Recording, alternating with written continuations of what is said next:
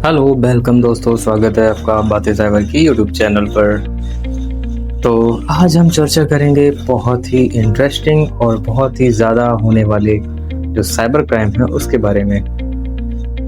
तो आप सभी लोग जानते हैं कि जब कोई व्यक्ति बाहर जाता है पैसा कमाने के लिए अपने देश से बाहर, तो वहाँ से वो पैसा साथ में लेके नहीं आता है। उसके लिए वहाँ पे उसको एक्सचेंज करना पड़ता है, तब इंडियन करेंसी में उसको कन्वर्ट करके ही पैसा इंडिया में ला पाता है। ठीक है, तो इस तरह के बहुत ज़्यादा जो है केस आजकल देखने को मिल रहे हैं कि इंडिया से लोग बाहर पैसा कमाने जा रहे हैं, चाहे वो ऑस्ट्रेलिया या दुबई या फिर और कोई कंट्री है, और वहाँ से जब वो कोई भी ट्रांजैक्शन कर रहे हैं अपने जो भारत में रह रहे अपने रिश्तेदार या फिर अपने घर वालों के पास में, तो उनके अकाउंट फ्रीज हो जा रहे हैं और वो सीधे पुलिस से शिकायत कर रहे हैं कि भाई मेरा अकाउंट जो है वो फ्रीज हो गया है, मेरा जो खाता है वो बैंक ने फ्रीज कर दिया है। मैं बैंक अपने गया तो बता रहे हैं कि तुम्हारा खाता पुलिस ने फ्रीज करा दिया है।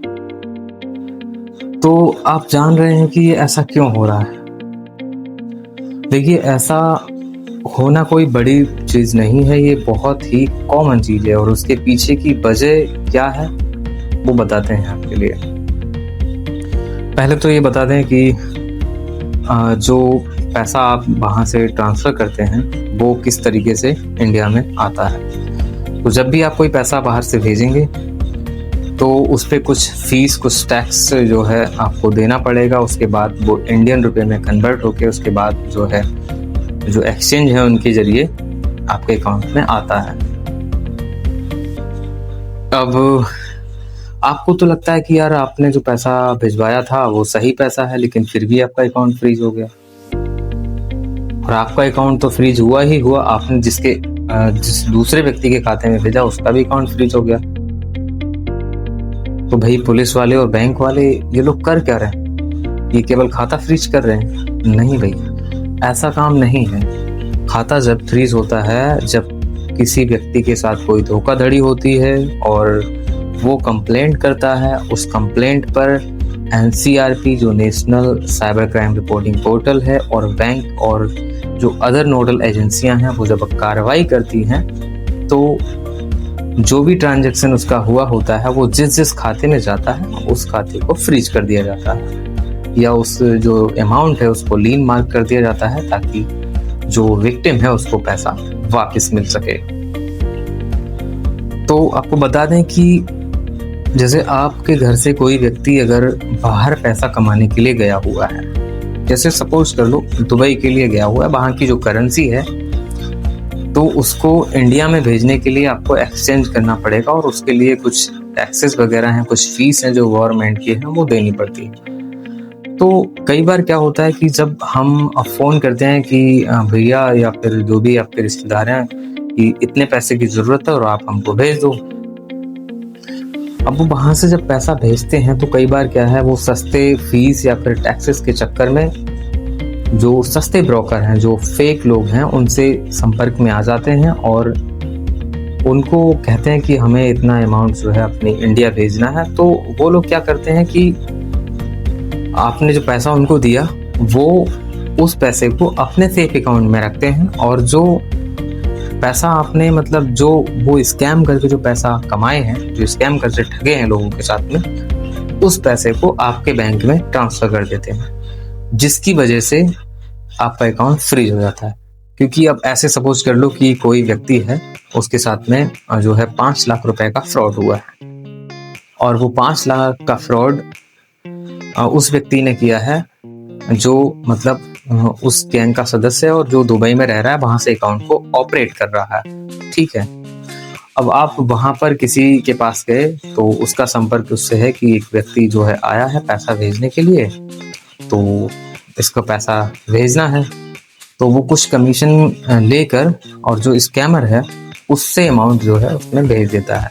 तो वो देखो आपसे भी पैसे ले रहा है, ठीक है, साथ ही साथ स्कैमर भी उसको कुछ कमीशन दे रहा है अपना अमाउंट सेटलमेंट करने के लिए। अब जो पैसा आपके अकाउंट में तो पूरा पैसा आएगा जितना जो है आपके रिश्तेदार ने भेजने के लिए कहा है, उतना पैसा आपके अकाउंट में आ जाएगा, लेकिन वो पैसा वो नहीं होगा जो आपके रिश्तेदार ने भेजा है। वो पैसा वो होगा जो स्कैमर ने, जो साइबर अपराधी है, उसने लोगों के साथ जो ओटीपी है या बैंक अकाउंट हैक करके या फिर किसी योजना के नाम पर ऑनलाइन ठगी करके ठगा। तो वो पैसा जब आपके अकाउंट में आएगा तो फिर आपका अकाउंट फ्रीज नहीं होगा तो क्या होगा, और आप जिसके किसी और के अकाउंट में भेजेंगे तो उसका भी अकाउंट फ्रीज हो जाएगा। तो ये प्रोसेस होता है, जो बाहर से पैसे भेजते हैं उनके रिश्तेदारों या फिर उनके घर वालों के अकाउंट इसलिए फ्रीज होते हैं। अब इस तरह के केसों को रोका कैसे जाए? तो रोकने के लिए पहली चीज तो ये है कि जब भी आप बाहर दूसरी जो देश हैं वहाँ पे पैसे कमाने के लिए जाएं, तो सबसे पहले आप इंडिया में अपने डीमैट अकाउंट या फिर जो इस तरह की सर्विस दे रहे हैं, जो बाहर विदेशी जो करेंसी है उसको एक्सचेंज सर्विस की दे रहे हैं, जो ऑथोराइज एजेंसियां हैं या फिर बैंकिंग सेक्टर हैं या फिर पोस्ट ऑफिस है, आप वहाँ पर अपना एक अकाउंट ओपन करा कर जाएं।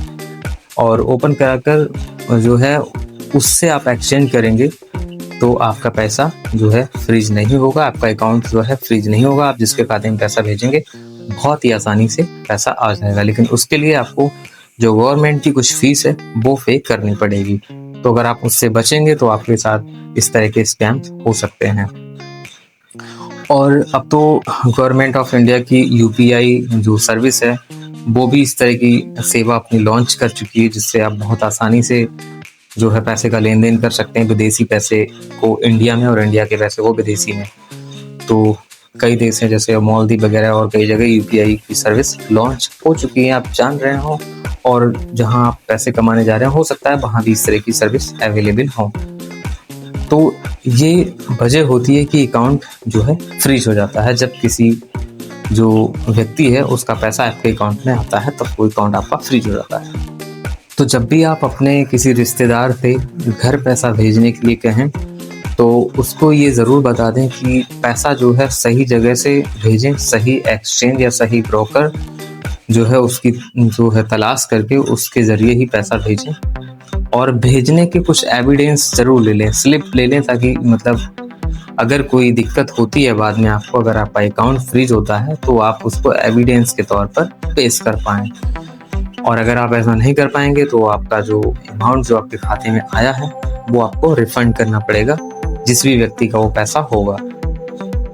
तो ये मतलब बहुत बेसिक सी जानकारी है, क्योंकि इस तरह के क्राइम काफ़ी ज़्यादा हो रहे हैं। बहुत सारे लोग आते हैं जो बताते हैं कि हमारे जो घर वाले थे या हमारे रिश्तेदार थे वहाँ से पैसा भेजे थे और हमारा खाता जो है फ्रीज हो गया।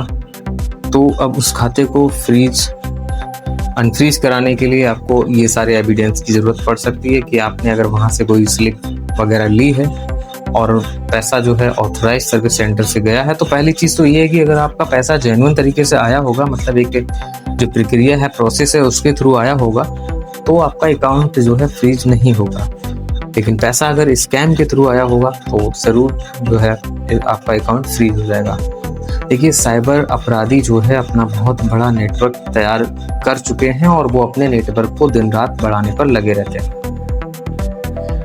क्योंकि हर चीज़ के दो पहलू होते हैं। जिस तरह से डिजिटल जो दौर है वो बहुत तेज़ी से बढ़ रहा है, ऐसे में जो है इसको दूसरी नज़र से देखने वाले साइबर अपराधी होते हैं, वो अपने लाभ, मतलब ऐसा लाभ जिसकी कोई सीमा नहीं है, उसको कमाने की इच्छा रखते हैं और उसके ज़रिए बहुत ज़्यादा मुनाफा कमाने के चक्कर में लोगों के साथ इस तरह की फ्रॉड करते हैं।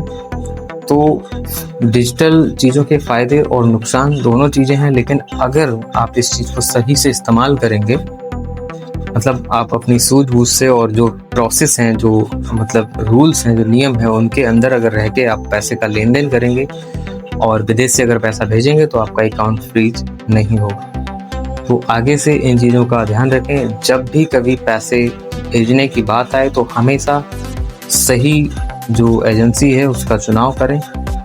टैक्स ज़रूर, कुछ फीस आपको देनी पड़ सकती है, लेकिन आपको इस तरह की दिक्कतें बिल्कुल भी नहीं होंगी।